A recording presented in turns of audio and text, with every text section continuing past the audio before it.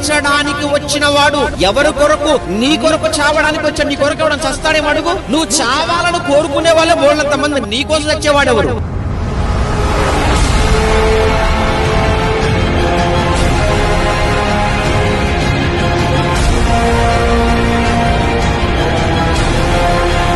ఎవడు నీ కోసం చావడు. మరి అందరూ కూడా ఏం ఆలోచిస్తారో తెలుసా? నువ్వు ఎప్పుడు చేస్తావని ఎదురు చూసే వాళ్ళు ఎక్కువ మంది ఉంటారు నీ కోసం.